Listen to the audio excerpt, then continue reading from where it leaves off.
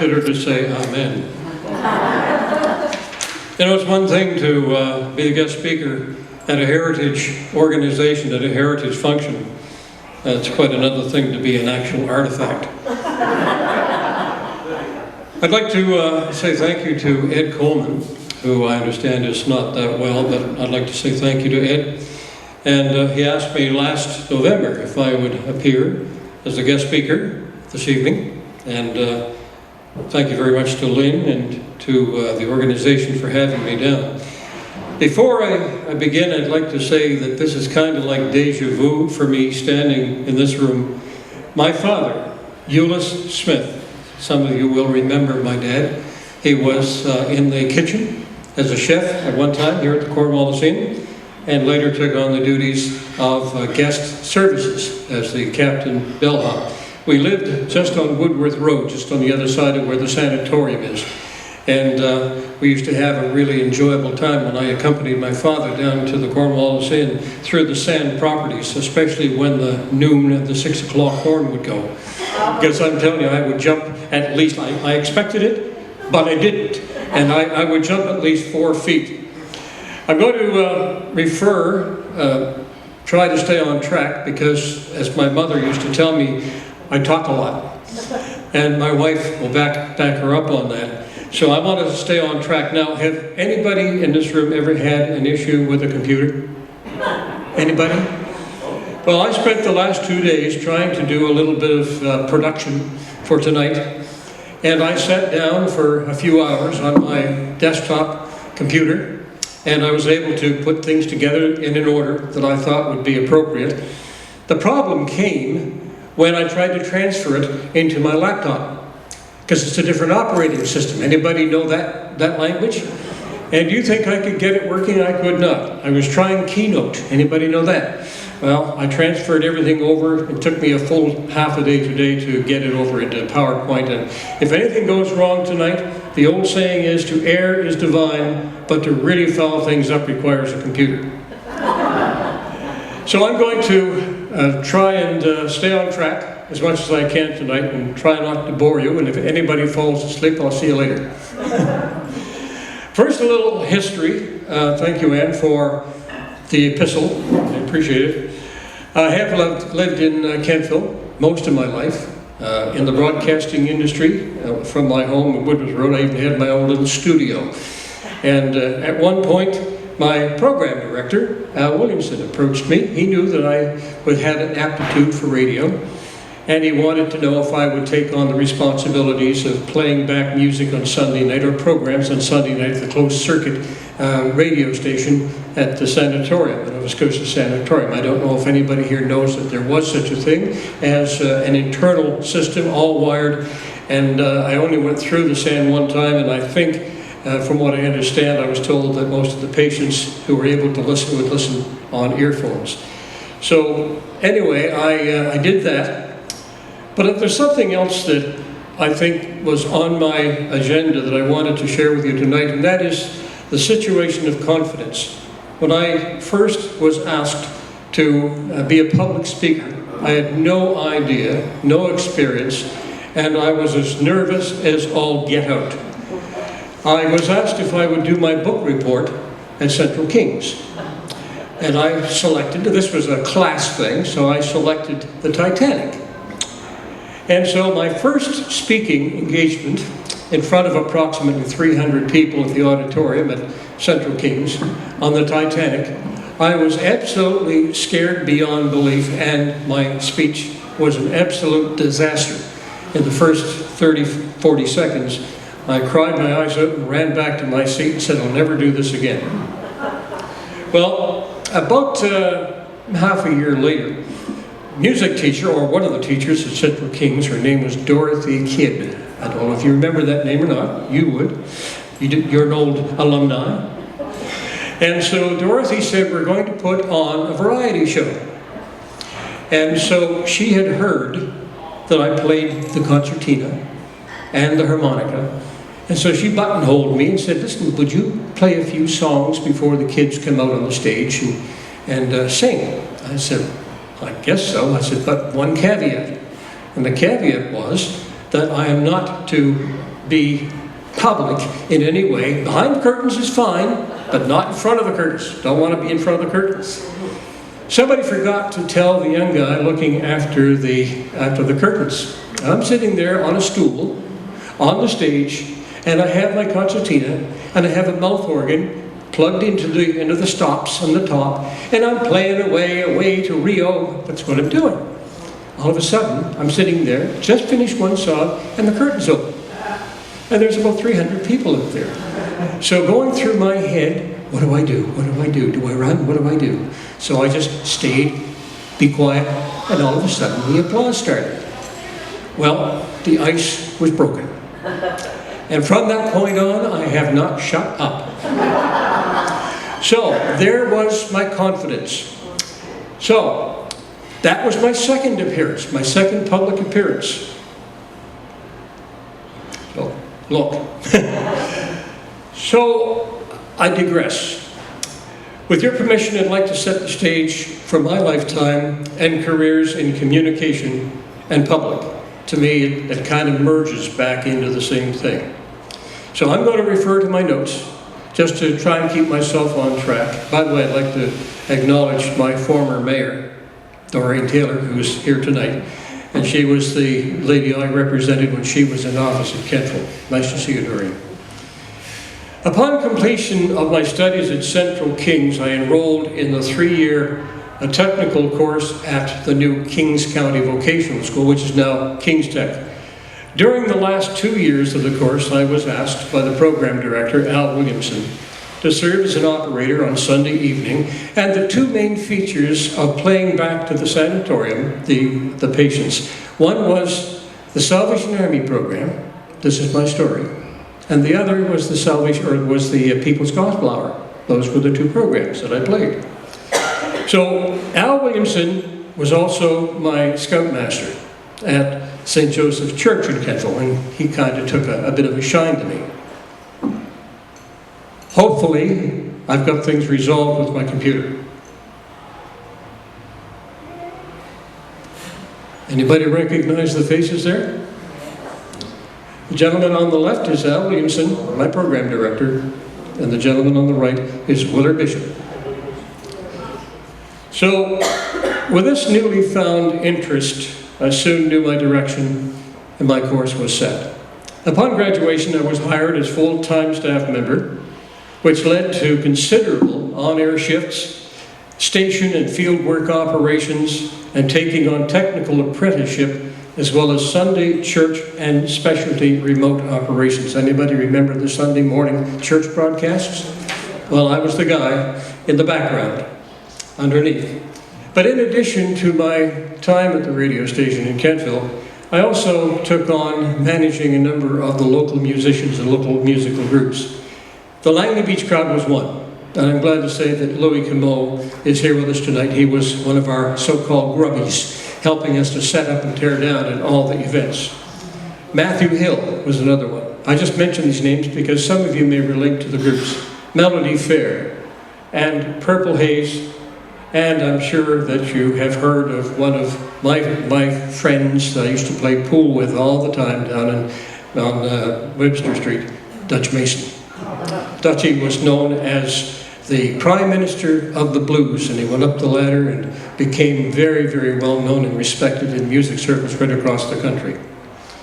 So I was stationed in Kentville till 1971, when I was offered the position of station manager at CFAB. Now, CFAB, many radio stations would select their call letters. First of all, the C had to be in there because it was Canadian. FAB, well, AB can't find Everett Bishop. He was never anywhere near. I think that was kind of a thrown in there, but actually CFAB was F for Falmouth, AB for Everett Bishop, the name of the founder. So at CFAB, lo and behold, one of my duties was on that old console, and I really enjoyed it. It was a lot of fun. We had our own little coffee club, and nobody else could even match us when it came to people bringing cakes and donuts and everything else through the door. We'd gain about 20, 30 pounds in the run of a month. So the duties included commercial writing, and voicing, news coverage, community involvement, and remote operations such as recording Christmas school broadcasts, which I did for at least 8 or 9 years, and Sunday church broadcasts. I must say I thoroughly enjoyed my career in broadcasting and community life, which opened many doors and many opportunities for me. I managed the station from 1971 to 1982, when I went into sales and marketing until 1992, and I left the station in 1992 to join my wife, Jeannie, who was accepted into a 3-year course at the Victoria College of Art in British Columbia. A reunion. We had, in fact, 2 reunions. I was so happy to be able to contribute and to be present to see some of my old comrades in radio. And as you're going to appreciate, life does continue at a fast pace. We often wonder where the days and the weeks and the months and the years go. I'll tell you that for me, my life just seemed to have jetpacks, and I'm sure somebody can relate to that. The directions of my life seem to have taken me into many different directions. In 2016, I was contacted by my former fellow broadcaster, Lauren Thievens, at the time in Yarmouth, who set into motion an Evangeline Broadcasting Company reunion in Kentville in the summer of 2017. As a pack rat, in preparation for the reunion, I decided to dig out an old box of reel-to-reel tapes I had saved from my earlier days at CKEN. To my surprise, I discovered an archive of gold, an actual full-day logger tape. If you listen to a logger tape, it's at what the speed called 11/16th of a speed. So when you go to listen back to it, it goes. So you take it, put it on a computer, and you slow it down. Then you slow it down again until you finally hear who is on that tape. Interesting. So I slowed it down, spent pretty close to a full day, and I took it to the reunion. Now, how many in this room actually remember the early days of radio? Put your hands up. Now, I'm talking perhaps 50, 60 years. Okay? What radio stations, if you are a local person, what radio stations did you listen to? There was only one, as far as I know. Right? This was Evangeline Broadcasting Company. You see, the local company started with CFAB in Windsor in 1945. The founder was Avard Bishop and his son Willard, and wife, of course, Diana. And I mentioned what we thought the call letters of the station would be, but one of the formalities and customs in the Maritimes radio station circle, that when a new radio station went on the air, nearby broadcasters would send greetings to the new station. Often, before tape recorders, the message would arrive in the form of large vinyl discs, similar to LPs, but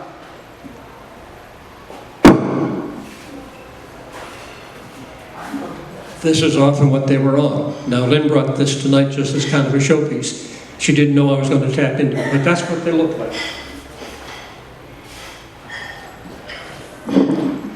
So, in my archives, I was able to retrieve messages from 3 local radio stations.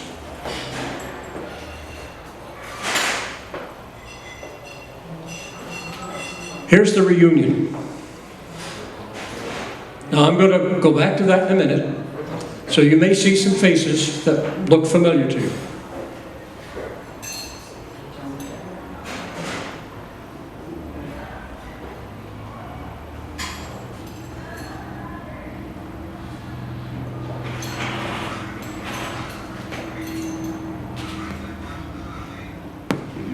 The establishment of the dual service of CKEN and CFAB between Windsor and Kentville is a unique development in broadcasting. And I think great credit is due Mr. Bishop, his son and associates for the determined way in which they have worked to provide the famed Annapolis Valley with an expanded radio coverage.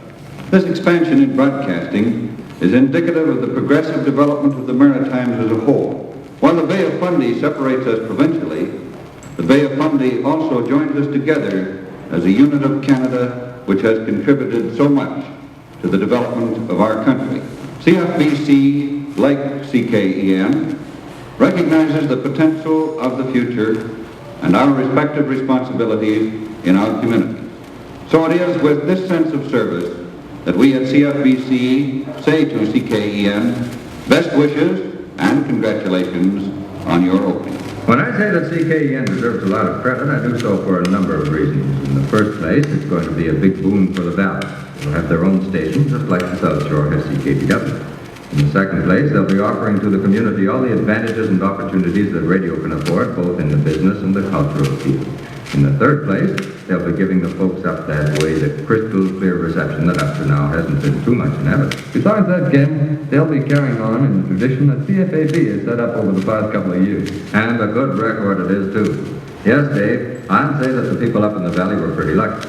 Let's hope they'll appreciate what's being done for them. Let's hope they'll give the CKEN boys all the breaks they deserve. Another maritime community has acquired a voice. Kentville, at the head of the nationally famed Annapolis Valley, is a delightful admixture of ancient tradition and modern ambition. It is that progressive quality that will be stimulated by its new radio station. My personal congratulations to each of you on gaining a new medium of social integration. And to Mr. Bishop, and the fine audience, it was his privilege to serve with radio station CKEN, Kentville, Nova Scotia. Now those three tracks, one was from CFBC in St. John, New Brunswick, the other was CKBW in Bridgewater, and a third was from CFNB in Fredericton. The one from CFBC, Norman Bertrelli, you may remember the voice, you may remember the name. The other one from Bridgewater was Bob McLaren, who was well known in the broadcasting circles in Atlantic Canada, and Dave, and I really don't know what Dave's last name was. And the CFNB clip was from Malcolm Neal, and the time that was sent to CKEN when it went on the air was 1947. Now, I'm going to go back to the picture that I started to show you of the reunion.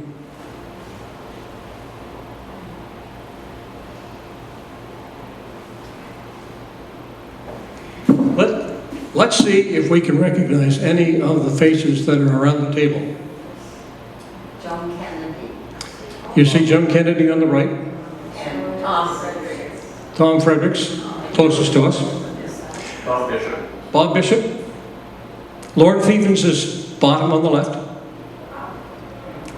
Pam Petrie, next to Bob Bishop. George Jordan, who was on CBC for many years, but he was with our staff. Our program director, Al Williamson, at the very end of the table. On his right, standing, is Larry Power. And then next to the program director on the far end is Diana Bishop and her two daughters, Kim and Kathy. And of course, Joan Kennedy, myself, and Tom Fredericks.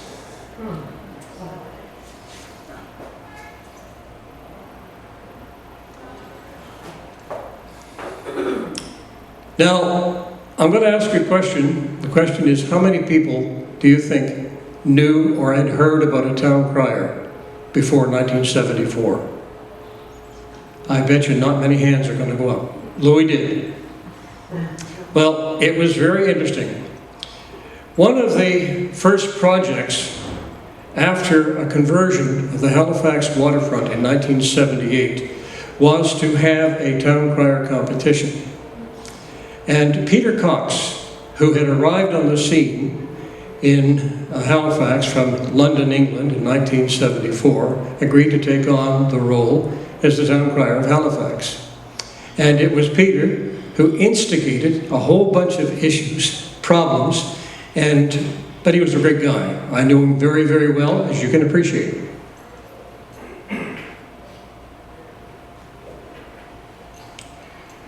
See, Peter Cox was very dedicated to what he did, or his role, and he was truly an ambassador of our province and our country.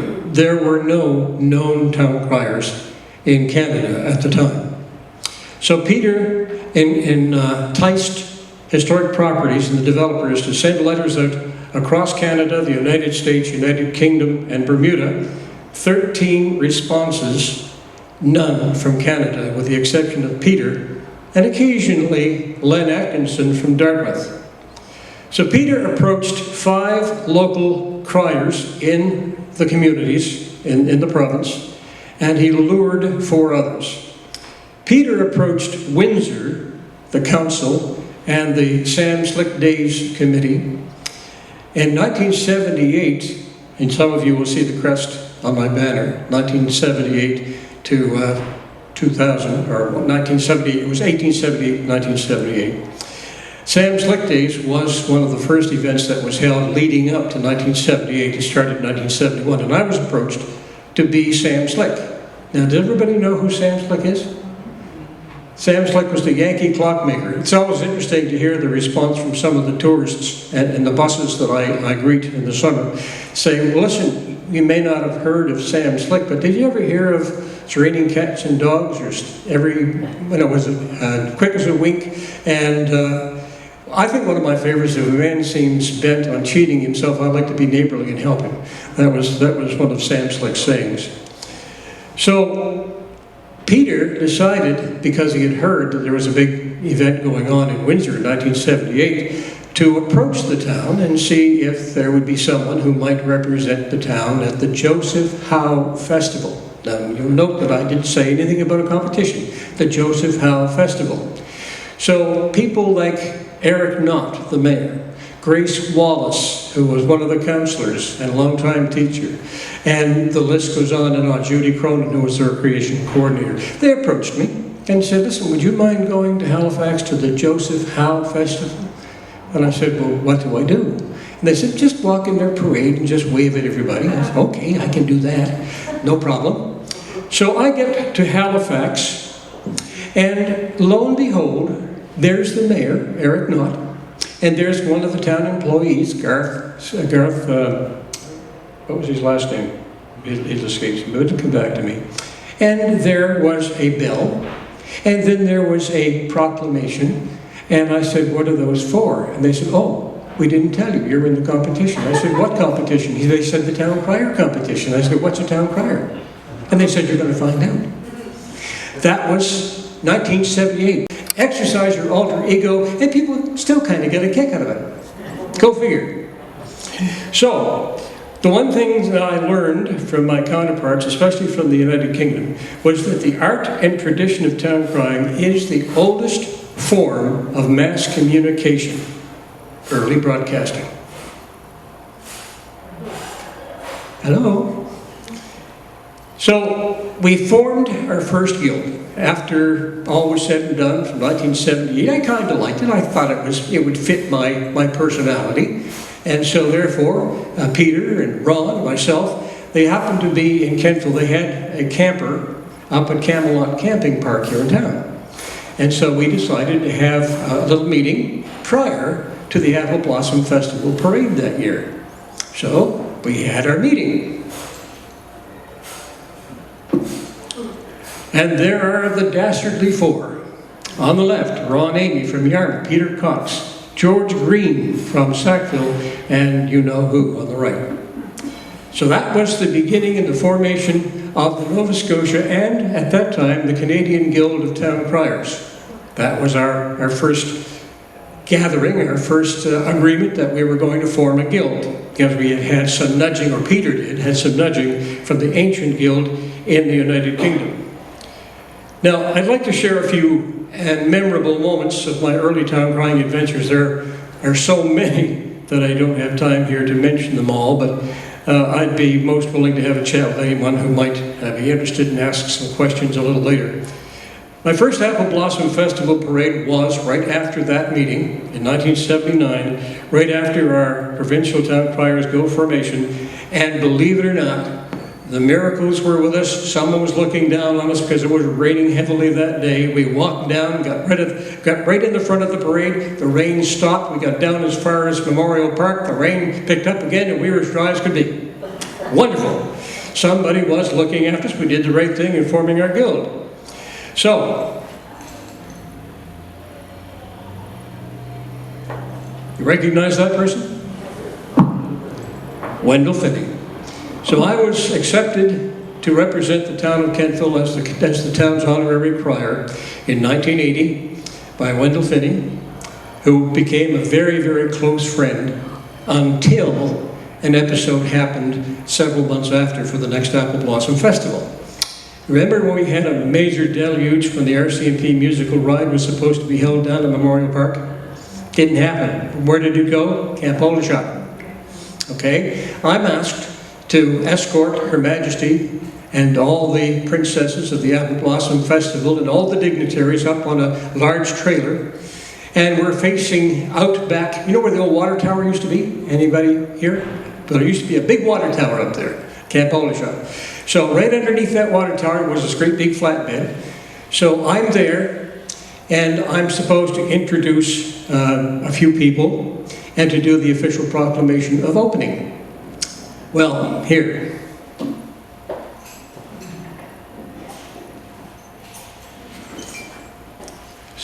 See this bell? This bell is dangerous. And the reason I say that was because standing right behind me was Wendell Finney. The clapper on this bell is heavy. It is like a bullet. And so I rang the bell the first time. Fine. I ring the bell the second time, and a gasp arose from the many hundreds of people there. And there was a gentleman standing behind me who was just wavering, and Wendell Finney got this clapper right between the eyes. Wendell would not speak to me for at least 2 or 3 weeks, and then we started to cajole again and have a conversation. But I'm going to pass the bell down through the audience. Have a look at the clapper and have a look at how tightly it is attached to the main bell.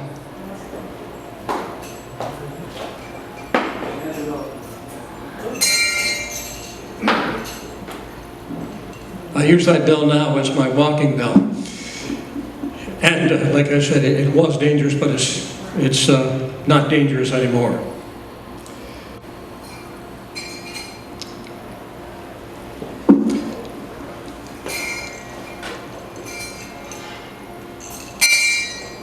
Now this happens to be one of the first, not the first, but one of the first Apple Blossom Festival parades that we walked. It was the 52nd parade. And that would have been in, I think it was 1984. And that was one of the largest representations of any town criers in our province who attended that year. At the request, anybody remember Pat Nolan?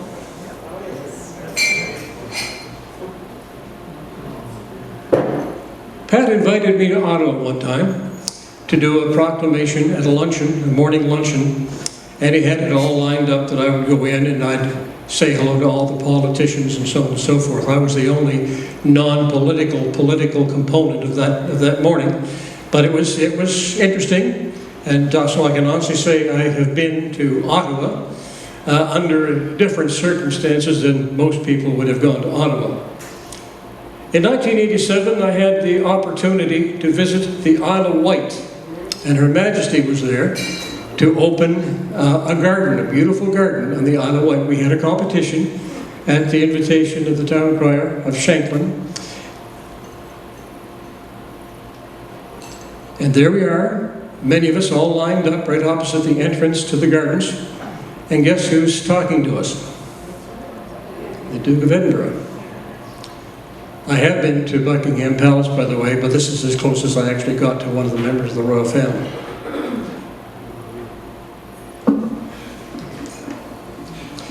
In 2014, I was contacted by the organizers of a 100th birthday celebration of a very well-known and respected United States entrepreneur.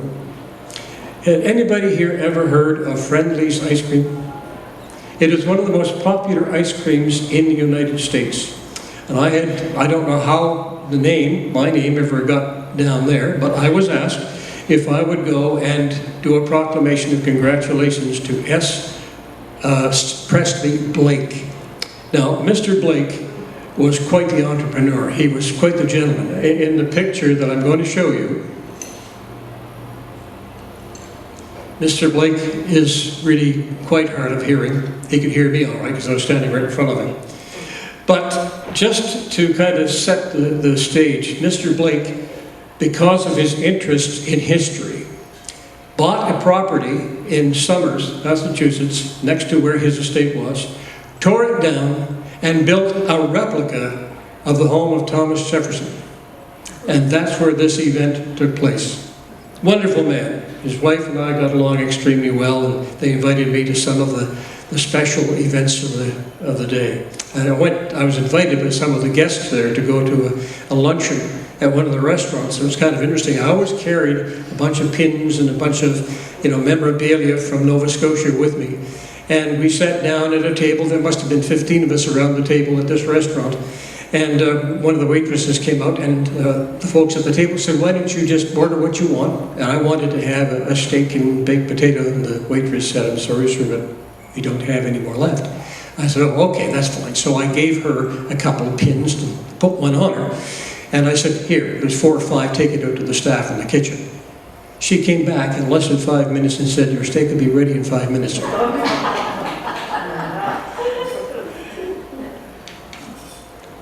There were a few humorous moments along the way as well. One moment for the books was a wedding proclamation I had to deliver in 1982 at Grand Prix. Now you may recognize these people.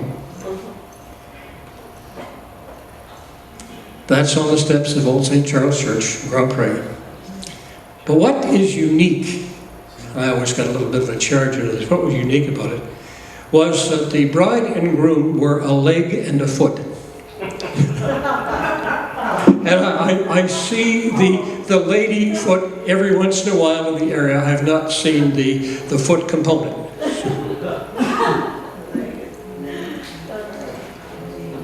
One of the roles of a town crier is to follow old tradition in escorting prominent, now I say the word escorting, prominent and notable celebrities such as the royals or public leaders. In fact, it was the crier who always, usually, back in the old days, yelled, "Make way for the king, make way for the queen." You ever heard of those words in movies and so on and so forth? So, this is one of the traditions of town criers in escorting parades, and I would like to emphasize that when you see myself or any of the other criers, first of all, to be official, you have to be appointed. You have to be real, not an actor, not a busker, not an animator. You're a town crier. You wear a uniform. Your uniform is sanctioned, as you know, your worship, by the local municipal authority. So, having said that, when you see the crier at the beginning of the parade, it is one of respect. It is one of a escort responsibility, showing the public that someone of importance or something of importance is to follow. And that is the parade, especially when you see the veterans of the Legion with the flags and color party right after you. I've had this conversation on Vancouver Island with the military in Esquimalt, and there was never any opposition to my showing that side of me, that role.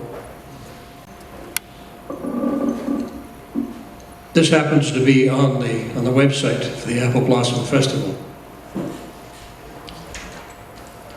For a number of years, the Annapolis Valley Apple Blossom Festival Children's Parade has earned high praise as one, if not, the largest children's parade in Canada. One of the most memorable children's parades was in 2011.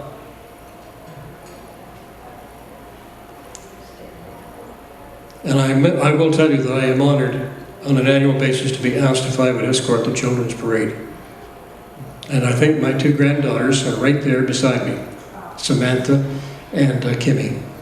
Now, they're no longer that size. I have another picture. I wish I had another one, perhaps a little bit more revealing, but I don't.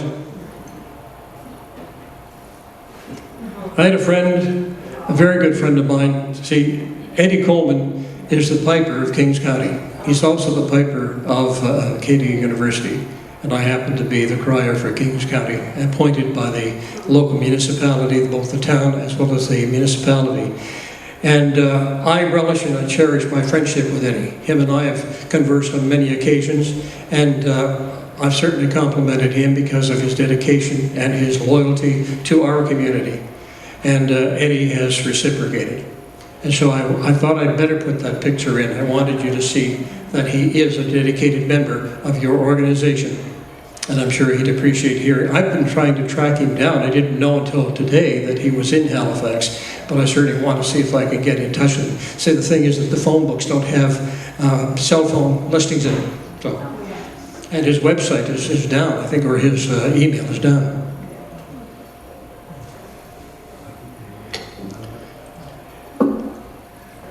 Soon after, well, let me get back a little bit. While in Victoria, between 1992 and 1995, I was deeply honored to have represented the city, Victoria. I was officially sworn in 1993, and the council had no idea what a town crier was. There had been 2 town criers in Victoria, and both were,